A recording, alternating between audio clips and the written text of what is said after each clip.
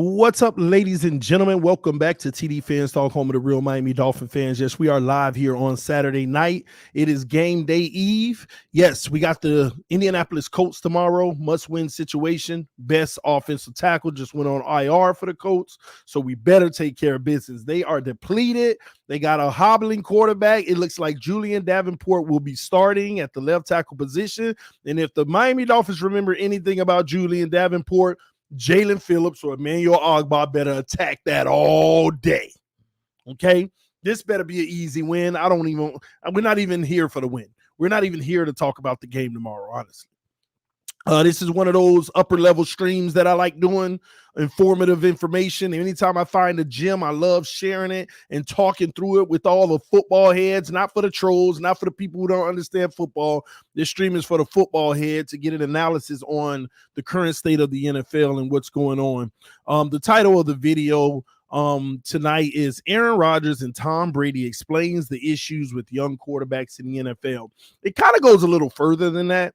Aaron Rodgers really explains some of the issues with young quarterbacks in the NFL, and Tom Brady kind of shows you a point that I've been trying to get across to you all, that this is not the same NFL as it used to be. It's just not the same NFL that it used to be, ladies and gentlemen. It just isn't, all right? Listen, we're about to dive in. We're about to get started. Ladies and gentlemen, make sure you hit that like button on your way in the building. Yes, punch that like button, all right? So that we can get all the subscribers up in here. You know, YouTube ain't letting everybody know that I'm live right now. So hit the like button and we'll get them to act right. We got 91 people in the room. Let's get over 100. We'll go ahead and get started. Do not be overcome by evil, but overcome evil with good. Romans 12:21. God bless you. Thank you. I appreciate that. All right. Let me see. Somebody said, hey, TD, is help still on the way? Hey, it's on the way, baby. Just remember I said that. Also, to all y'all trolls who thought that Deshaun Watson had got traded to the Eagles, who were hitting me up. Deshaun Watson got traded to the Eagles. You're an idiot. You were wrong as always. And then about 5 minutes later, you saw that was a hoax. First of all, I got a little information from a birdie. All right, little birdie chirping in my ear, which I usually don't even talk about information I get chirped in my ear. I just listen to it and evaluate it. But my little birdie told me that the Houston Texans and the Philadelphia Eagles did agree on a deal. They actually agreed on a deal. But Deshaun Watson said, I ain't waiving my trade clause for no Eagles. Help is on the way, ladies and gentlemen. Help is on the way. Oh my gosh. Listen, I'm not gonna sit here and say that the little birdie's information was true, because I got like 3 birdies that I trust. One of them trust to death. Okay. I have no reason not to. Okay. That's how close the birdie is. The second little birdie, secondhand close, not secondhand close. And the other birdie done got some stuff right in the past, but they've also got me wrong sometimes. So, so hey, the middle birdie, that's what I'm going to start calling them, the middle birdie, got information that said the Philadelphia Eagles and the Houston Texans actually had an agreed upon deal. And Deshaun Watson informed them, I will not be waiving my trade clause to go to Philadelphia. Hey, don't quote me on it. Don't quote me on it. Don't be around here. Hey, TD said, I'm just telling y'all what I'm hearing. It could be totally wrong. So I'm living that life of, if it was right, oh, that's sad. And that's actually why the Eagles were in it. And then all of a sudden, Jay Glazer clarified they are no longer in it.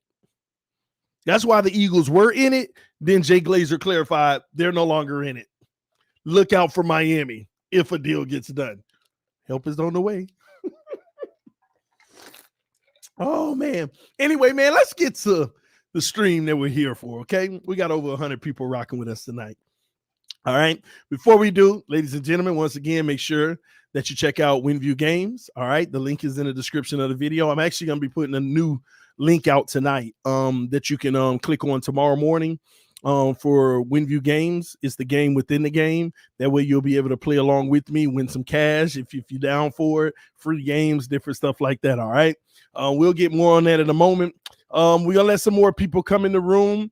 Before we get started, excuse me, just want to take this quick 20 seconds to give a shout out to the homie. Kill your ego, baby. Like I'm in the big leagues. Yeah, I told him I'ma hit it out of stands. I deserve another 100 bands. I deserve another 100 fans. Told them this was always in the plans. I just did it cause they said I can. Blowing euros when I'm down in France. Labels asking how I build a brand. Told them put a check up in my hands. Still got time, no cap. Made a few checks, but they all in the rest. Had a few friends, but they suck in the past. I don't even trip when I'm thinking about that. Hopped in the whip and we all in black. Shawty wanna ride till the hop in the back. 0 to 100, seen the rev on the dash. They ain't catching up, dog, I'm moving too fast. I'm in the big leagues. Told them don't miss me. Ballin' like Houston, ayy, feeling like Whitney.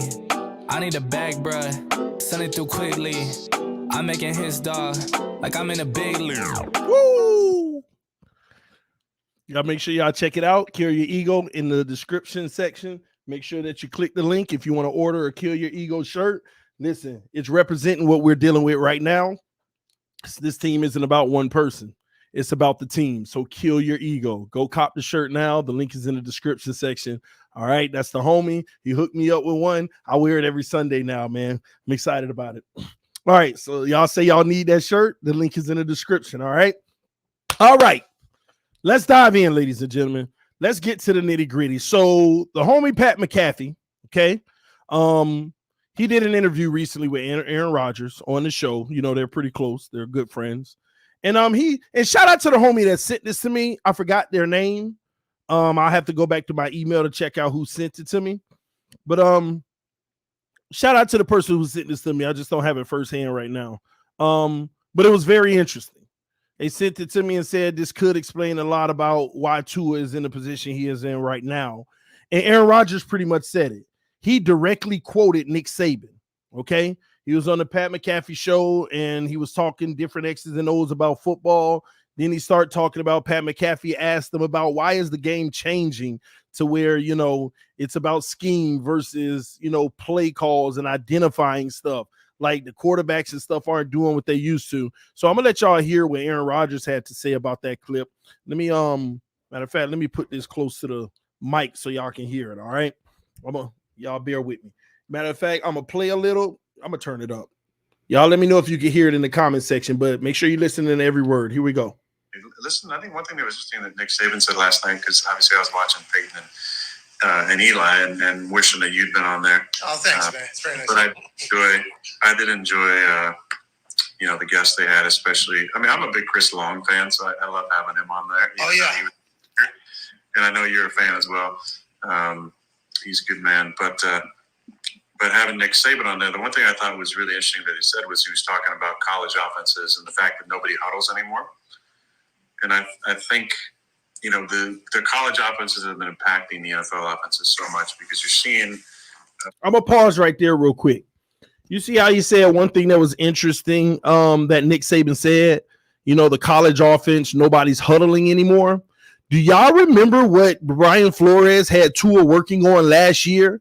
The main focus. Do y'all remember what Flores said all the time? You know, we're working on making sure he can get in and out of his huddle, get the play, identify with his teammates, get in and out of the huddle fast. Do y'all remember how many weeks Brian Flores said that? Because these kids are coming out of college and they don't even know how to huddle. They don't even know how to what they're doing in the huddle. And it was interesting when he said that because I remember all last year, Brian Flores, that's why it made me mad. He would never talk about nothing in a play. He would just talk about how important it is for Tua to, you know, get his guys in and out of the huddle and give them the plays and, you know, command the offense, hurry up and get them to the line, make sure everybody's where they need to be. Flores just kept saying that last year. And that's very interesting to me, but we got to keep going. I want y'all every time Aaron Rodgers says something, I want you to think about Tua Tagovailoa, okay? Because Nick Saban is saying these exact words right now, all right?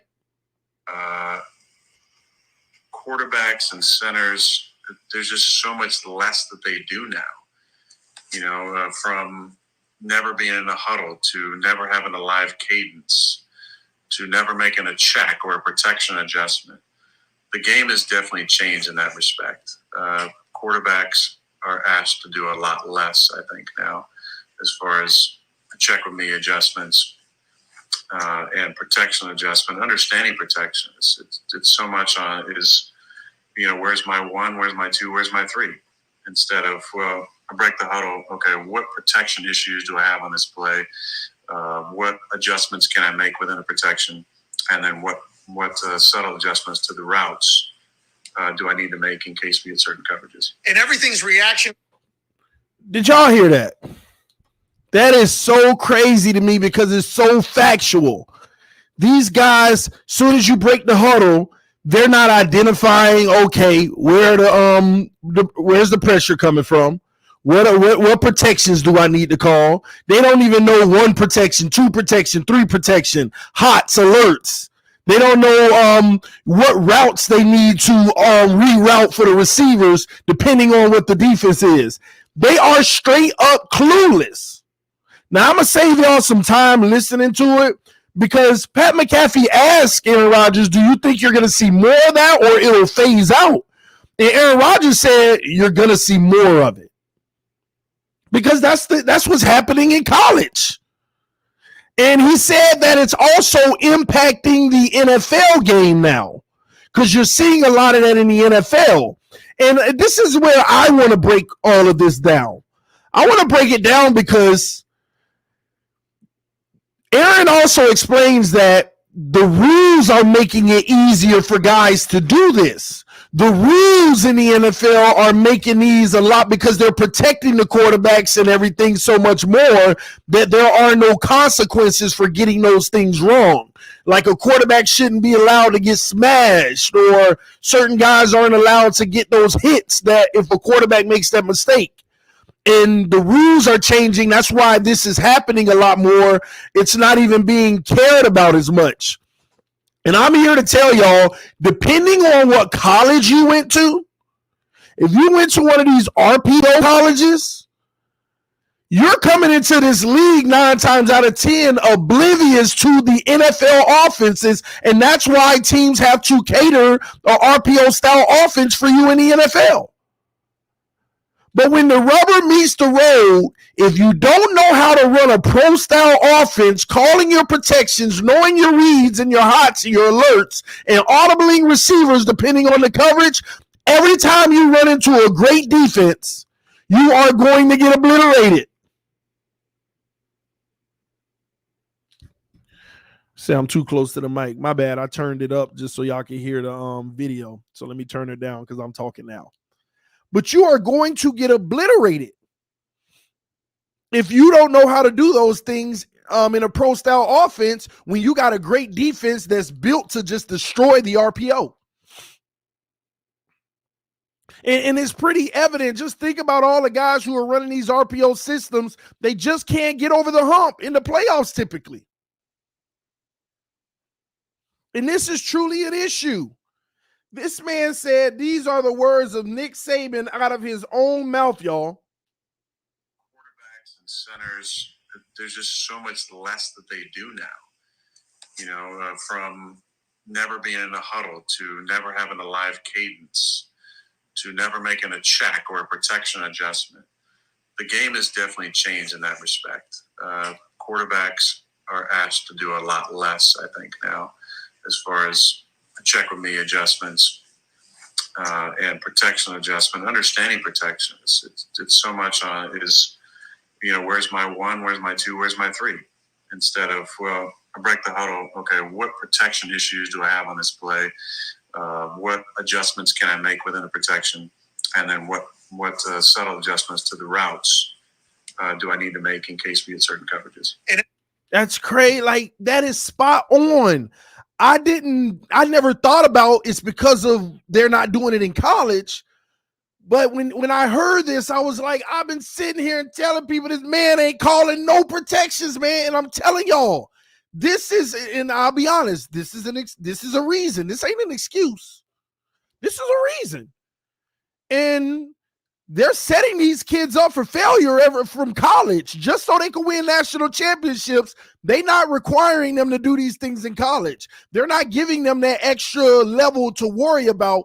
In other words, in my opinion, they are not preparing these kids for the NFL. But depending on what offense you ran in college, or how much these are words directly from Nick Saban that Aaron Rodgers thought himself were interesting. He said, I was watching Nick Saban when he was on live, I think it was Monday Night Football, with Eli and Peyton, and he said some things that were really interesting to me. And then he starts saying this, and that's Nick Saban basically telling you, we sending these kids out, they get leaving the huddle, they ready to run the play. They're ready to run the play. They don't know how to call their protections. They don't know protect the 1, the 2, the 3. They don't know, depending on what defense they're in, how to change the routes to their receivers. They don't even know this stuff. And y'all think that they're going to have a chance to beat some, like, this is probably why Brady just keeps on, Brady and Aaron Rodgers and guys like that just keep on staying successful, and nobody's eclipsing them. Nobody's beating them in the biggest moment in the playoffs. This is a huge advantage when you are literally going to the line of scrimmage and you just got your play. You can't call your protections. You are already at a disadvantage. And Brady on every play and Aaron Rodgers on every play is going to put the team in the best position possible. These kids can't even do it. The NFL has changed, y'all. They done got soft. They done let these kids, man, it's crazy to me. And it's just not good. It's not good football. Watch this. A lot of the cyclical shifts are due to the rules as well. So if the rules continue to limit physical contact, protect defensive players and quarterbacks, and the defensive players part I think is very important. But I think some of the hits on quarterbacks that are being called roughing the passer make us way less a part of the physical nature of football that we grew up loving and enjoying and being. I told y'all they protect these quarterbacks, and they're not even a part of the game anymore. They are not a part of the physical nature. This is why I tell y'all quarterbacks are going to be able to play 20 plus years. And I already explained the history of why. Because that's what sells in the NFL. You need certain names and guys to carry a 20-year legacy to maximize the profit. You can't keep having guys come in and out because it's tough. They faced a crisis in the early 2000s where they were like, we're not going to have any franchise quarterbacks. Brady, Manning, Phillip Rivers, and we don't know who else we're going to have. Brett Favre is leaving. All the greats, Dan Marino's gone. They literally said, we don't have any more greats. I want y'all to really think about that. The early 2000s. Who was the future supposed to be? You could probably name 3 or 4 quarterbacks or 5 quarterbacks, and that was it. But only having 5 elite quarterbacks for the future all the way back around 2005, that was a problem for the NFL. Only 5 markets going to be driving major money. I remember reading this article over 10 years ago. The NFL is going through a shift to protect the most valuable position because they're running out of stars at the quarterback position. I want y'all to think about that. And somewhere around 2005, I don't have the exact year on my mind right now, but I remember reading the article. It's somewhere around there. Think about who all the quarterbacks were that were going to be elite for the future. Tom Brady, Peyton Manning, Drew Brees coming in, Big Ben. It's probably 1 or 2 more, maybe 3. See, Andrew Luck wasn't in there yet. Even if he was in the league, they didn't know. This was before Tannehill, Russell Wilson. This was before all of those guys. And then they got a rude awakening when Cam Newton, RG3, and Kaepernick came in. They were blowing it up. They were like, yeah, but they hit rock bottom like 2 years later. They were like, oh, we still in trouble. All of them faced a major injury too before they fell off a cliff. Kaepernick had faced a major injury, fell off a cliff. RG3 faced a major injury, fell off a cliff. So many of those guys had faced a major injury and they just weren't good anymore, and the NFL got nervous. They said, we got to do something to keep this revenue. We need franchise quarterbacks. They changed so many rules to give those guys a vacation back there, little to worry about. Just throw the ball and look pretty doing it so we could sell jerseys and sell tickets. This is not the same NFL. The players coming in now at the quarterback position have it cupcake. Like I could imagine Patrick Mahomes going against the Baltimore Ravens when Ray Lewis and them was there. You see what Brady had to go through. Those were battles, man. Brady was getting whacked all over the field, but stood in there and made some plays at the same time. Imagine some of these young guys today facing that Baltimore defense led by Ray Lewis. That's what I'm talking about.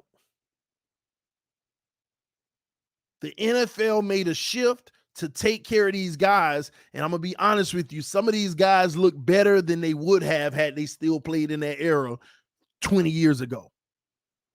So the league allowed these guys to get 4,500 yards, 5,000 yards easy. It's built into the rules. More points, more scoring, more quarterback play equals more money. Equals more money.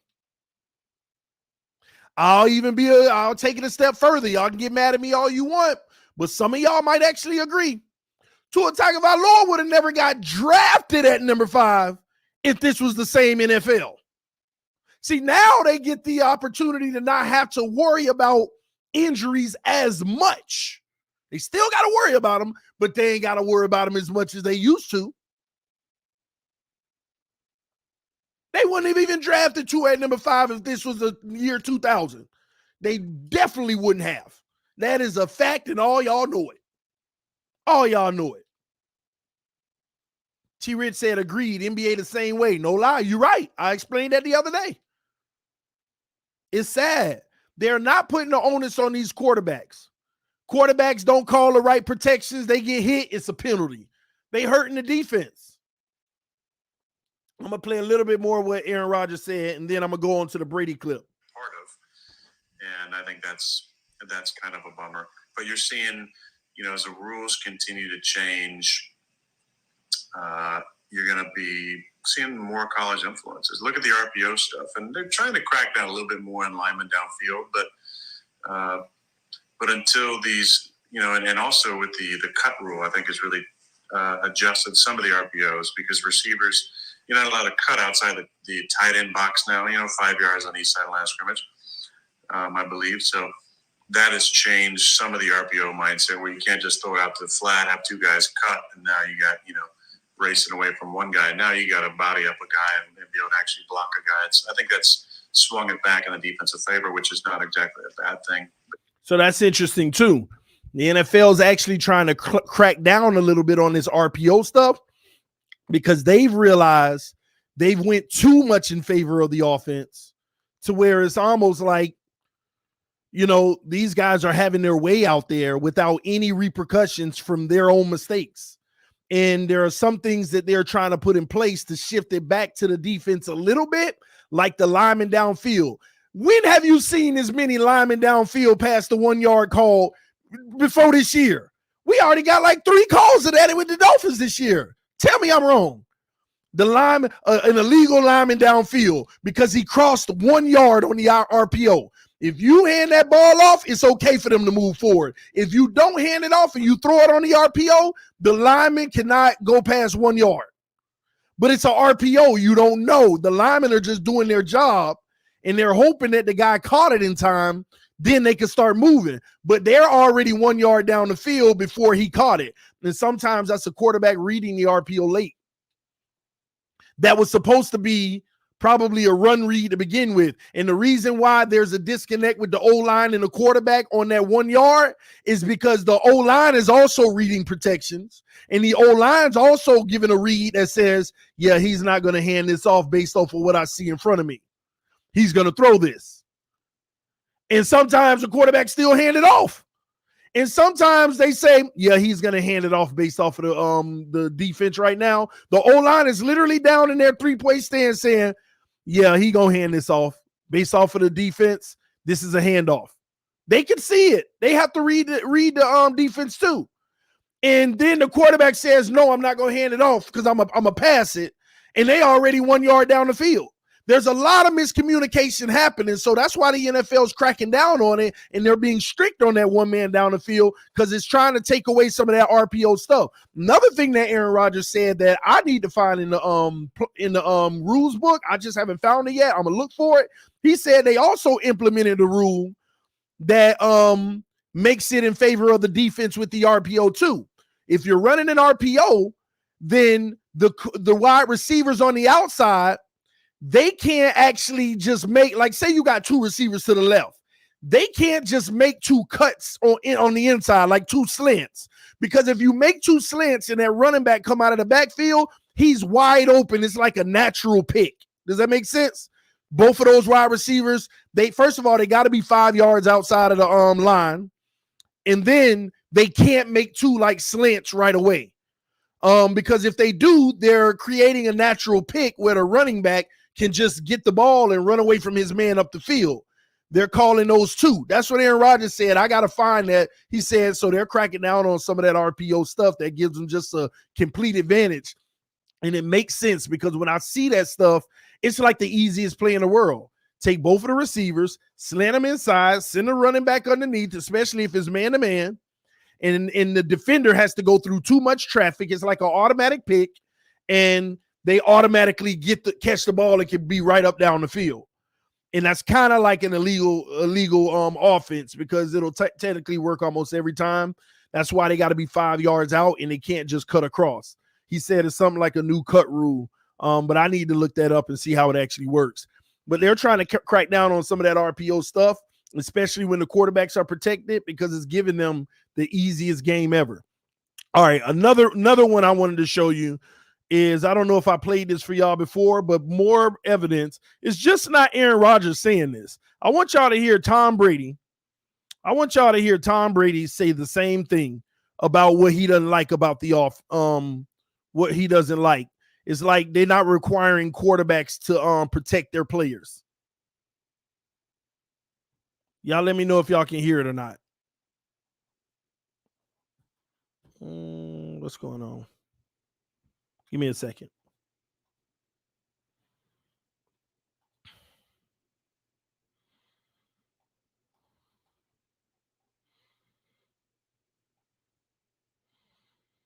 All right, I'm setting it up.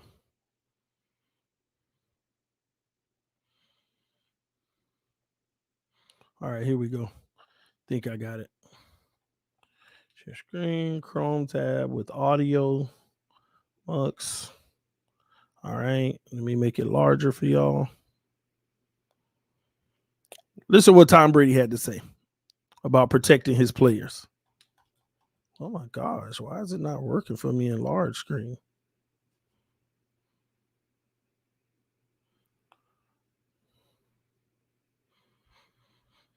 Okay. Y'all bear with me. Well, I'll take it out of large screen. Y'all don't. Something that I'm sure a lot of fans wouldn't know about Tom is the ways that he helps protect you in a game. That's something that a fan isn't going to know watching, and so that's a really cool thing. That's why guys love playing with Tom. You know, he's gonna protect us across the middle and things like that. So you go in there, you got to worry about. I think the one thing about football that's changed over the years, which I think is really hard for someone like me who's played a long time to watch, is like it's not being taught the right way. Like a quarterback should only throw the ball to certain places because your receiver is in danger of getting hit. For example, when I used to play against Ray Lewis, I wouldn't throw the ball to the middle of the field because he'd go after you and he would hit and we didn't always have the biggest receivers, but hit him and knock him out of the game. And now every hard hit is a penalty on the defense. So I feel like they penalize defensive players for offensive mistakes. So, like, if a quarterback, I was watching the Chicago Bear game, the quarterback messes up, doesn't see the blitzer, or the line screws up. I don't know what happened. The quarterback or the line. Y'all say it's too low? How can I get this the way I want it? Give me a second. Y'all give me a second. Y'all say it's too low. Let me switch the audio real quick.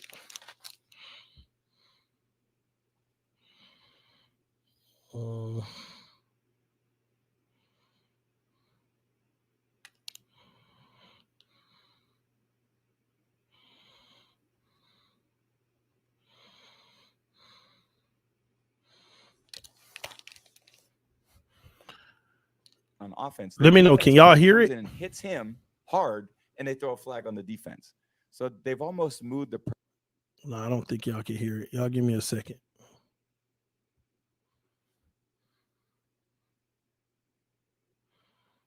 Give me a second. Let me go. Yes, I can hear it. Oh, y'all heard it that way. Okay, my bad.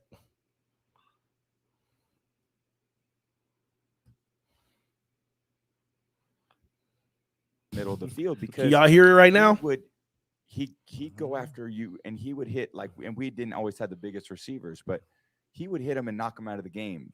And now, yes or no in the comment section. Can you hear Tom Brady right now as I'm speaking? They penalize defensive players for offensive Let me know. mistakes.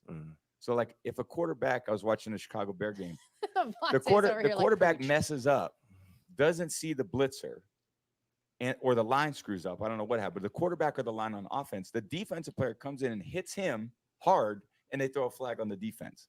So they've almost moved the protection of your opponent to you, as opposed to where it should be, which is on yourself. Like, if you're a quarterback, you got to protect yourself and your players. It shouldn't be the responsibility of your opponent to protect you. And I think that's it creates really bad habits for players, because you feel like I can basically do anything. I could run and not slide. I can throw my receiver into any coverage and not have any repercussion for it. The only thing they're going to do is they're actually going to blame the defensive player for making a good, solid hit. And now the defensive player is going to feel like, oh, I can't do that, even though I feel like it was an offensive mistake. So in the end, I think it's a really disservice to the sport, because the sport isn't being played at a high level like I believe that it once was. It actually deteriorates because you're not teaching the players the reasons and the fundamentals of what the sport should be. Right. And I feel like. All right, I think that's it. I couldn't hear them because I put all the audio on y'all on my system. Let me switch it back. All right, I switched it back.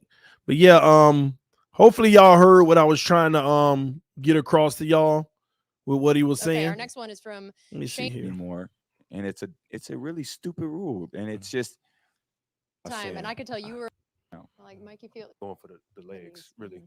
He helps protect you the right way. Like, a quarterback should only throw the ball to certain places because your receiver is in danger of getting hit. For example, when I used to play against Ray Lewis, I wouldn't throw the ball to the middle of the field. Everybody throws in the middle now. He'd go after you, and he would hit, and we didn't always have the biggest receivers, but he would hit him and knock him out of the game. And now every hard hit is a penalty on the defense. So I feel like they penalize defensive players for offensive mistakes. Thank you. So, like, if a quarterback, I was watching the Chicago Bear game, the quarterback messes up, doesn't see the blitzer, or the line screws up. I don't know what happened. The quarterback or the line on offense, the defensive player comes in and hits him hard, and they throw a flag on the defense. So they've almost moved the protection of your opponent to you, as opposed to where it should be, which is on yourself. Like, if you're a quarterback, you got to protect yourself and your players. It shouldn't be the responsibility of your opponent to protect you. And I think that's it creates really bad habits for players, because you feel like I can basically do anything. I could run and not slide. I can throw my receiver into any coverage and not have any repercussion for it. The only thing they're going to do is they're actually going to blame the defensive player for making a good, solid hit. And now the defensive player is going to feel like, oh, I can't do that, even though I feel like it was an offensive mistake. So in the end, I think it's a really disservice to the sport, because the sport isn't being played at a high level like I believe that it once was. It actually deteriorates because you're not teaching the players the reasons and the fundamentals of what the sport should be. Right. They sure aren't. It's a different league now, y'all. They are babying these kids. And that's why if you build a real good defense, these kids do not survive. That's why all these young elite, quote unquote elite quarterbacks, every time they make it in the playoffs, most of the time they getting sent home, because they beating up on the sorry teams all year, getting enough wins to get right in, and then get sent home by a great defense.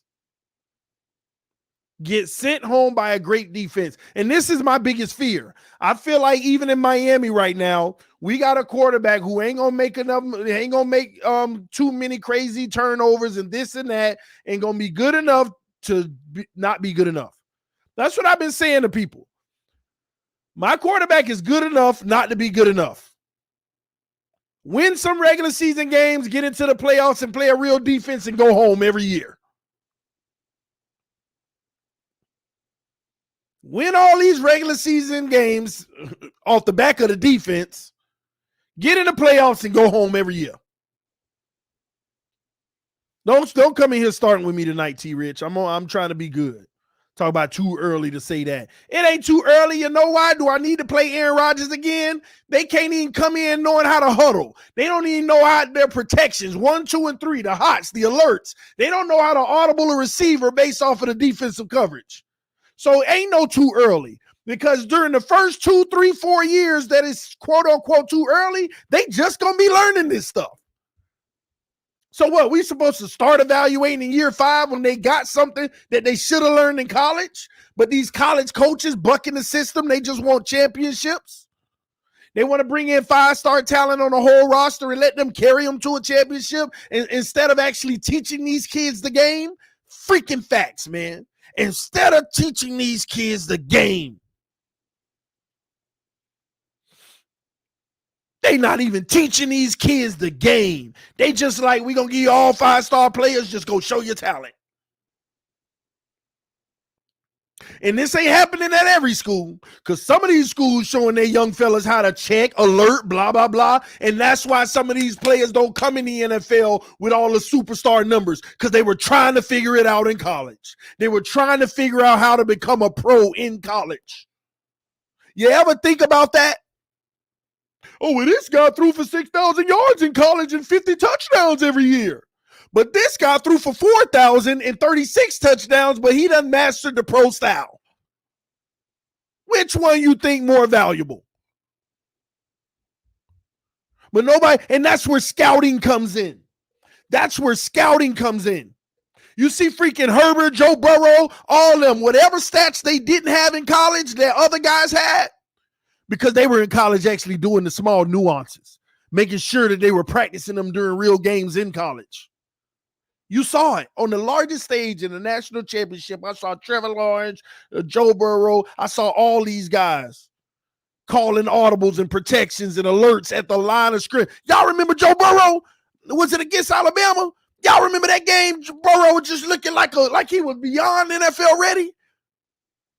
Y'all remember he come up to the line of scrimmage, check, call, switching everything, blah, blah, blah, hut, pro style, play action, back to pass, 5-step drop, 7-step drop, 3-step drop, just everything. Y'all remember the championship game? Was that the championship game? Or am I tripping? I remember it was one of the biggest games right before he ended college, and we were all watching to see what his true talent was, and he was just giving them the business, showing them how it works. Y'all remember that?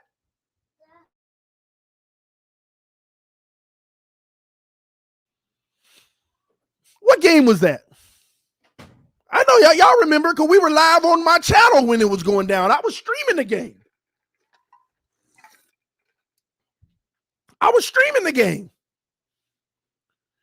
Clearly in Tua's game, he got hurt. He did not know how to call protections.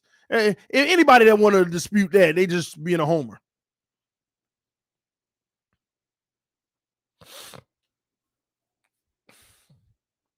NFL defenses can play for real. That's why Burrow is good. You ain't never lied. I remember, man, Burrow. I remember Burrow. That I think it was the national championship game, y'all. I was sitting there watching him, and he looked like the pro. You just saw him, man. I remember. I'll never forget. You just saw the NFL style play at the line of scrimmage. Like, he didn't let no play go to waste. Every time he came to the line, he evaluated the defense, made whatever adjustments was necessary. He had already been doing that in college. And I sit there and I tell people, I ain't seen Tua do it in a whole year and a half in Miami yet, and I don't even remember seeing him doing it in college. Oh, you a lie? Show me. I don't remember him doing it at all. I mean, Joe Burrow in the national championship game did it like on 80% of the freaking plays up there, and he was communicating something to somebody on 80% of the plays. And that made me understand why we tried to trade up to number 1 to go get Burrow. Regardless of Herbert being the guy, Burrow still look like he might become the guy.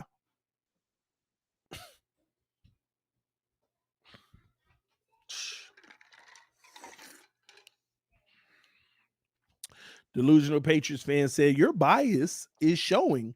Well, tell me, you get a good opportunity to tell me how it's biased. How can facts be biased? See, I don't like that. I told y'all. It's that lack of masculine energy talking. Your bias is showing. Tell me how. What am I being biased about? Tell me one thing I said that wasn't a fact. When you tell me the thing I said that wasn't a fact, then I'll listen to the word bias coming out of your mouth.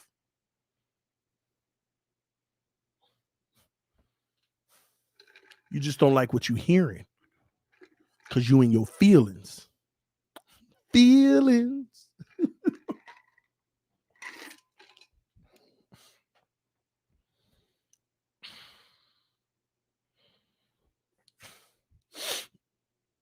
Anyway, man. Aaron Rodgers and Brady is basically telling y'all what time it is out here.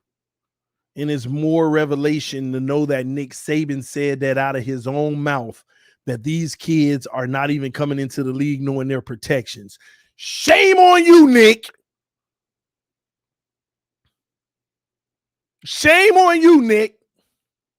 I mean, have y'all forgotten what Nick Saban did to us here in Miami? Do some of y'all even know what Nick Saban did to us in Miami? Some of y'all Alabama fans may not even know what Nick did to the Miami Dolphin fans before he went back to Alabama. Some of y'all may not even know. Some of y'all may be like, what are you talking about? Some of y'all don't even know Nick Saban was a Miami Dolphins head coach. You know how crazy that is, y'all? To all my real Dolphin fans, do you know that some of these people now, especially these 2 years, don't even know Nick Saban was the Miami Dolphins coach? Do y'all know that? Some of them don't even know that.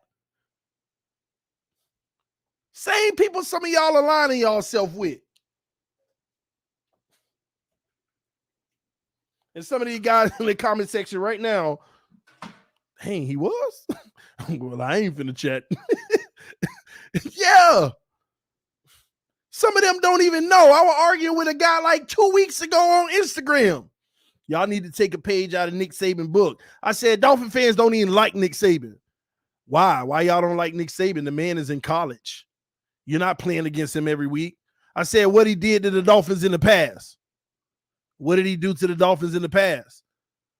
I said, you don't remember when he was in Miami? When did he go to Miami? Didn't even know. You didn't know he was our head coach at one point? You fool gonna sit there and talk about, man, was that like 30 years ago?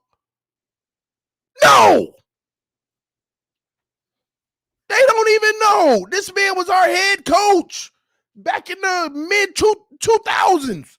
Like 2004, 2005 or something like that. I don't even remember the date. I got that era out of my head quick. Man, straight up quit on us. I'm talking about this Brady rule nonsense is what my biased comment was pertaining. I don't know what you're talking about. Oh, okay. Appreciate the clarification. Sorry about the misunderstanding. All right. Nick Saban abandoned the Dolphins. I think it had something to do with the Drew Brees situation. Y'all tell me if I'm wrong. Y'all tell me if I'm wrong. I think it was because, y'all ain't getting Drew Brees. I'm out of here. Straight up walked out on us. Oh, bum.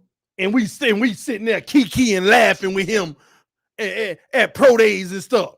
Kikiing and laughing. Yeah, too. Man, I told y'all, don't do business with this man. He gonna steal you wrong. He already got us once, man. Now he done sent us to her. He done got us twice. You fooled me once, shame on you. Fooled me twice, can't put the blame on you. Fooled me 3 times, load the peace sign. Nick just, oh my gosh, man. Like, come on, Greer. You were here when we had this man. Nick's still making us pay. He's still making us pay.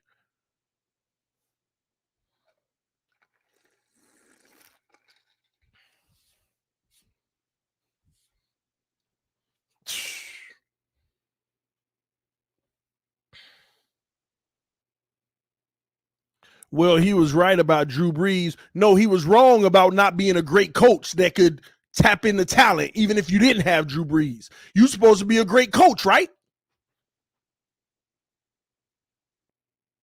You stick in there, you show them why you should have got Drew Brees and help us identify getting a legitimate quarterback. But you bailed. You skipped town on us. And we still in bed with this man, all up at Pro Day laughing. Hey, yeah, let Tua know. Don't come back another year. We gonna draft him at 5 if he there. Let him know. The injury ain't go. That's what happened, y'all. I'm telling y'all. Y'all better know that's exactly what happened. Because y'all know Tua was supposed to go back to school, right? Y'all know Tua was gonna do another year. Y'all know that injury made him and his team was basically like that injury might drop you in the draft, do another year, go right back up to the top of the draft. And Miami basically said, no, let him know he can come out now. No, don't let him do another year, Nick. Tell him he can come out now. We get him at 5 if he there. And if he ain't there, he wins anyway. Tell him we coming. We coming. We couldn't get Herbert. We coming. Ooh, Teddy Bridgewater ain't want to come, so we coming.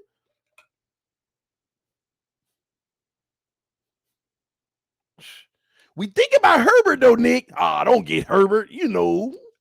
Get to it. He's the better guy. Nick just keeps screwing us, man. And we just listening to the. He was a traitor. Like, when are we going to, why do we forget that? Nick Saban betrayed us. Walked out on us. Straight up lied to get out of Miami. And y'all know it. Anybody that's a real Dolphin fan know everything I'm saying is 1,000% factual right now.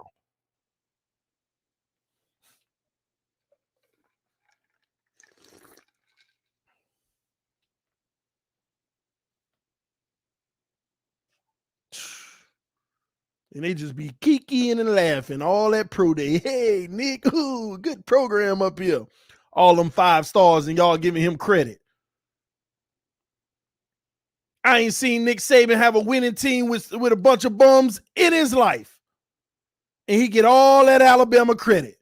Alabama fans, for the record, you only win once a year, and that's in your recruiting class. Everything else is history. Y'all ain't had to compete in years. Y'all ain't had to compete in years. Alabama Crimson Tide fans, the reality is you ain't had to compete in years because the reality is y'all just go get all the best players. You should be winning a championship every year. And yeah, as a fan, you should be proud. You should be proud. Come on, TD, don't say that. Don't tell the truth. Y'all know it's the truth. Come on, man. You got every position on the field, got a top 3 player in the nation starting. Game over. Ain't nothing else to talk about. Game over.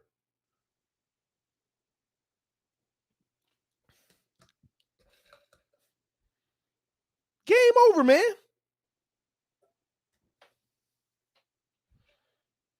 I bet you the NCAA came out with a rule right now going forward that said you can only have a top 3 player ranked nationally on your team 25% of the roster. Only 25% of your roster can have a top 3 player in the nation at every position. I bet you things will come back down to earth. You know how many more teams will be good? Things will come right down to earth. Alabama got 98% of every position, top 3 in the nation. I bet you if the NCAA said requirement, based off of the final rankings of high school players, only 25% of your team is allowed to be top 3. Right back down to earth. Because all your competitors, by default, is going to get a few. Right back down to earth. Now let's see how well you coach, Mr. Saban. Now let's see how you coach. I always say this. We always say somebody's great in a perfect situation. We always call somebody a great in a perfect situation. No, let me show you who the real greats are. Rest in peace to Don Shula. A real great. Why you think they called him the no-name defense? Because he ain't had no greats. He made them great. Backup quarterback. Them real coaches. And that's why I like Flores, because I see that it's certain guys that undrafted and stuff, he's able to get his guys to tap talent and develop them. But that's still questionable because there's a lot of other guys that just ain't working out. But I see some of those traits. But it's funny how fans got this thing about them where if somebody's in a perfect situation and they look great, we automatically want to give them the great title. And then as soon as they go into an average situation, they look average like everybody else. And then we want to sit around here talk about, yeah, but they don't have a good defense. Yeah, but they don't have a good offensive line. Yeah, but they don't have a good receiving core now. But what about the people who started that way? What about the people? I'm telling y'all, if Ryan Tannehill started his career the way that he's playing in Tennessee, they would have been, his whole thought process around the NFL would have been different.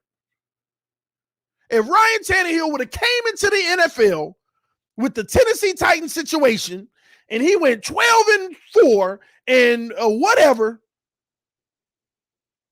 the first 2 years he was 12-4. The first year he went to the AFC Championship game. The second year, I don't care. He had a first-round exit, whatever. They wouldn't even be talking like that about him. He would be one of the greats, just like Lamar Jackson and Patrick Mahomes right now. The hypocrisy is real. All these guys come into this NFL in perfect situations, and we automatically give them the great crown. Ain't even seen them in the average situation yet. But prepare to make the excuses for them when they are in an average situation. It's crazy to me.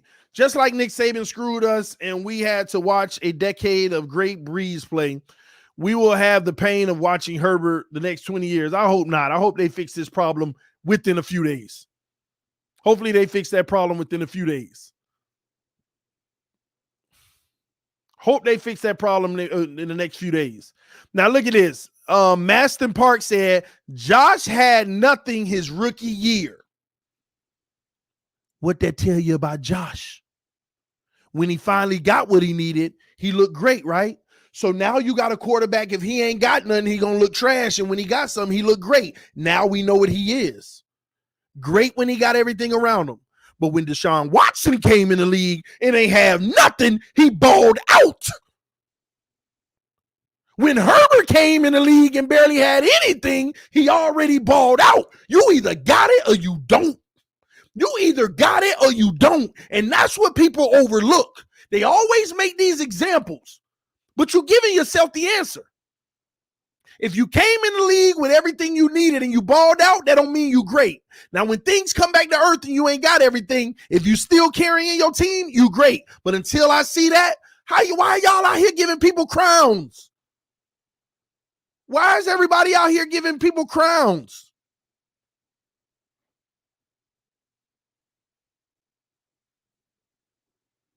We give everybody a crown before they deserve it. It's crazy to me. Oh, Patrick Mahomes going to be one of the greatest of all time. He has the talent, but let's see him in a Miami Dolphins offensive line situation. Maybe he does still handle it. And that means he's great. But until we see him in that situation, why we keep on crowning people? Because y'all tell me if Tua Tagovailoa had a great O-line, he'd be balling. That's the point I'm trying to make. If your theory is true, then stop crowning these guys that automatically got everything they need. Wait for them to not have it all, and let's see how they play then.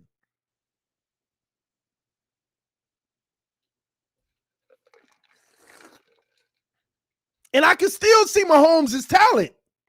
But he over there running for his life, and it don't look as good. Look at them turnovers coming left and right. I still see the talent, but does it look the same? Is he as effective? He over there running for his life the last 3 weeks. So I said, bro, Chiefs O-line is trash. Is that why he running for his life and throwing interceptions? Turning the ball over? Is that why his interception touchdown ratio has been the worst since he's gotten the league? My point exactly. I still see talent. But I'm saying, this is what I be talking about.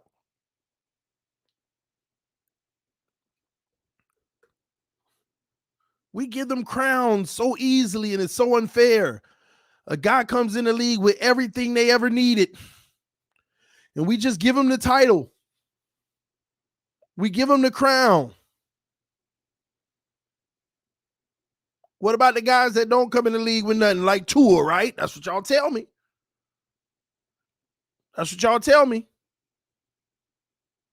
Andrew Luck was out there getting killed, but putting them numbers up, boy. You knew he was a franchise quarterback. Herbert, Andrew Luck, what's his name? I just said him. Andrew Luck, Herbert, and I just said his name. Y'all got me running a blank now. Deshaun Watson, running for their life, they rookie years, but putting them numbers up. Showing y'all they're a franchise quarterback regardless of what's around them. And then they basically told you, I'm worthy for you to invest to put protection around me. Now, the Colts still never did. They got that man killed year after year after year, and he was still breaking records. He was still top 3 in so many categories in his first 4 years in the league.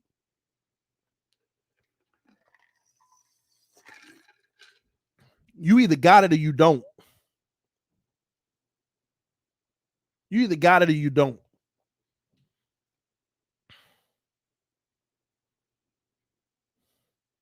You either the guy that can carry your team or you can't. Or the team carry you. Laundry Day said Tannehill got Derrick Henry. You're right. If he had Derrick Henry in that O-line his first 4 years, we'd be out here treating him like Derek Carr. If he had Derrick Henry in that O-line his first 4 years in Miami, we'd be out here. Tannehill would still be on this team. We still be talking about, we know Tannehill can do it. Look what he did in his first 4 years. We be defending Tannehill like crazy right now. If he had those things from his rookie year. Everything to make him look good, right? Because that's everybody's argument with me. The only reason he looks like that with a top 5 QBR last year and all of that stuff is because he got Derrick Henry in an O-line. Well, if you had that the first 4 years, all y'all be fighting over Tannehill right now. All y'all be like, man, don't be talking about Tannehill. We know he great. Blah, blah, blah. Tannehill has 7 seasons. Yeah, no. Yeah, my point exactly. It's just a matter of what order you get it in this NFL. What order do you get it in? But I never judge a quarterback until they show me what they got when they ain't got everything around them. That's how I judge quarterbacks. That's my final assessment of a quarterback. When you got a crappy O-line and you ain't got the best receivers in the game, how you look now? How you look now? That's what I do. When you ain't got everything around you, are you still out there making plays trying to carry your team? That's what tells me. And it ain't got to show up in the win-loss column, but you know that you out there fighting for your team, putting up 28, 30 points every night, every chance you get, and that defense can't hold up. That's when I know you the real deal. That's when I know you elite. Not no guy that come into the NFL with everything to their disposal and we automatically just say they one of the greats in the league because they got everything around them. And then when they don't got everything around them like everybody else, it's okay to make the excuses because they showed they could do it before. No. No.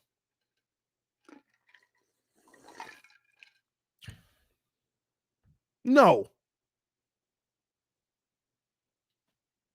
Period, man. And it's crazy to me that the people don't look at things that way. People don't look at things that way.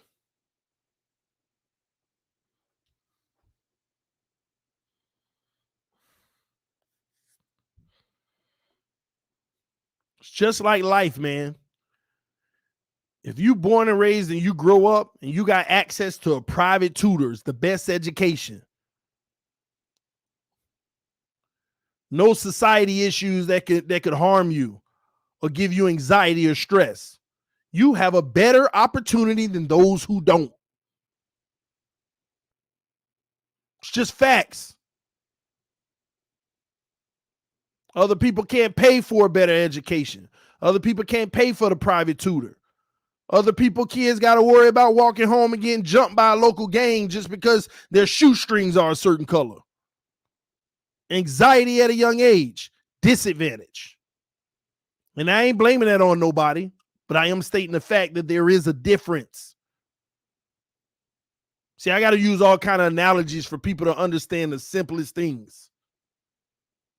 The simplest things.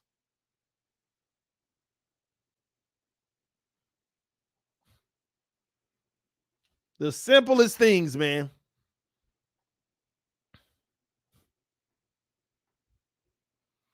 So, ladies and gentlemen, these quarterbacks coming out of college, some of them, and obviously Alabama players, because Nick Saban is the one that's saying it. They ain't coming out of college. They can't read defenses. They can't even call protections. They don't even know how to call protections. They don't even know how to call protections, y'all. And now it makes sense. Now it makes sense. All the sense in the world, man. But I went over my hour. I want this to be a 1 hour segment talking about what Aaron Rodgers and Tom Brady had to say about these quarterbacks coming out of college, how they can't even call the protections. They don't even know how to command the huddle. I mean, as soon as Aaron Rodgers starts speaking, I said, oh my gosh, that's my quarterback to a T. For all y'all who missed the beginning of the stream, y'all need to go back and listen. I played the clip of what Aaron Rodgers and Tom Brady said, but Aaron Rodgers was most important. He said he was listening to Nick Saban the other night. And Nick Saban basically was saying these quarterbacks don't even huddle anymore coming out of college. They don't even know how to huddle. They don't even know how to call their protections. They don't know the 1, 2, and 3 protection. They don't know how to read the defense. They don't know how to call their alerts and their shifts. They don't know how to change a receiver's route to give them a better chance. They don't even know how to do that stuff. Specifically in the RPO formation. They don't even know.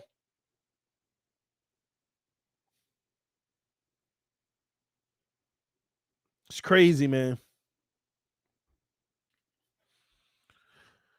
Whew, somebody said X Howard out injury. I didn't know that. I didn't see anything about Xavier Howard being out due to injury. Even if Xavier Howard is out due to injury, we should win that game tomorrow. We should win that game tomorrow. What EM said? He said, damn, TD, I wanted to school you real quick. Hey, we'll set something up. I got to go. You know, I got movie night with the wife. But we'll set something up. It's probably buffoonery anyway. Talking about to school me. Don't worry, EM. You're going to have your day. Help is on the way. You're going to be a victim too. You know what I'm talking about. Oh, man. These kids don't even know how to call their protections and read defenses, man. We got to stop this mess. We got to go get us a player that's the last of a dying breed, ladies and gentlemen. The last of a dying breed. We got a chance to get one of the last of a dying breed. Oh, have y'all thought about it that way? The last of a dying breed. We got a chance to go get them. Help is on the way, y'all. It is on the way. Let's go. Watson on the way, y'all. Deshaun Watson is on the way, okay? They had a deal done with Philly, but Watson basically said, no, sir. I'm vetoing that trade.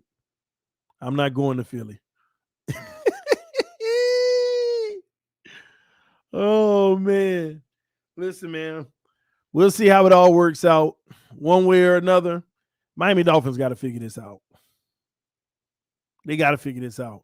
Anyway, man, I'm up out of here. This TD FINSTALK, home of the real Miami Dolphin fans. Love y'all. Appreciate y'all. Fins up no matter what. Tomorrow we dominate the Colts. I see a 21-point plus win victory for the Dolphins. It better be that way, no less. All right. No excuses from the organization. They got to get it done. Appreciate y'all. Love y'all. I will see y'all soon. Peace. I'm out.